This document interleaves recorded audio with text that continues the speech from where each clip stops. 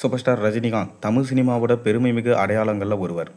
50 ஆண்டுகளை தமிழ் சினிமாவில் நிறைவு செய்த அவருக்கு அவரது கூலி படத்தோட ரிலீஸின் போது பிரபலங்கள் தொடங்கி அரசியல் தலைவர்கள் வரை பலரும் வாழ்த்து தெரிவித்தாங்க.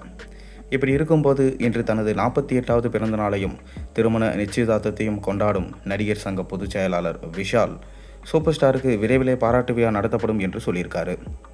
சூப்பர் ஸ்டார் ரஜினிகாந்த் கடந்த 1975ஆம் ஆண்டு மறைந்த இயக்குனர் கே பாலச்சந்தர் இயக்கத்தில் வெளியான அபூர்வ ராகங்கள் படத்தில் சினிமாவில் அறிமுகமானார். இவரது நடிப்பு முற்றிலும் ஸ்டைலாகவும் தமிழில் அப்போது இருந்த நடிகர்களை விட வித்தியாசமாகவும் இருந்ததுனால ரசிகர்கள் ரஜினியை கொண்டாடினாங்க.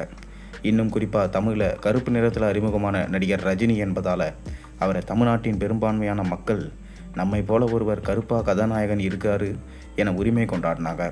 கலைப்புலி எஸ் தானு ரஜினிக்கு சூப்பர் ஸ்டார் என்ற பட்டத்தை கொடுத்தாரு. அன்று முதல் இன்றும் நாளையும் எப்போதும் ரஜினி தான் சூப்பர் ஸ்டாராக இருக்கார். நடிகராக மட்டும் இல்லாமல் தயாரிப்பாளராக, கதையாசிரியராக, விநியோகஸ்தராக இருக்கார்.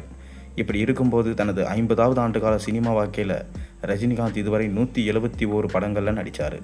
தற்போது ஜெயிலர் 2ல், அதாவது அவரது 172வது படத்தில் நடிச்சிட்டு வராரு. இந்த படத்தை சன் பிக்சர்ஸ் நிறுவனம் தயாரிச்சிட்டு வராங்க.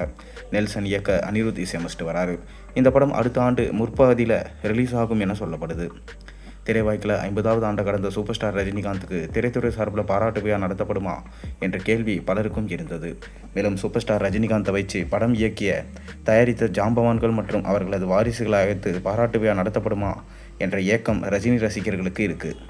50 ஆண்டு கால திரைப்பயணம் என்பது ஏதோ சாதாரண விஷயம் அல்ல.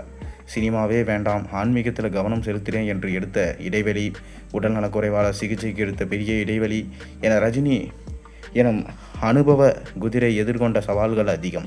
அதனால தான் அவரது ஒரு சொட்டு வியர்வைக்கு 1 பவுன் தங்க காசு தமிழ்நாடு கொடுத்தது. இந்நிலையில் நடிகர் சங்க பொதுச் செயலாளர் விஷால் சினிமா உலகில் 50 ஆண்டுகள் நிறைவு செய்வது என்பது சாதாரண விஷயம் இல்லை. தலைவருக்கு விரைவிலே பாராட்டு விழா நடத்தப்படும்.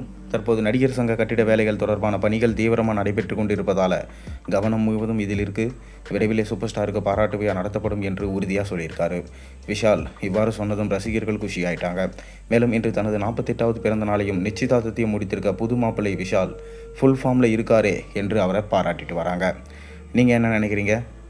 சூப்பர் ஸ்டார் ரஜினிகாந்துக்கு பாராட்டு விழா நடத்தலாமா வேணாவா?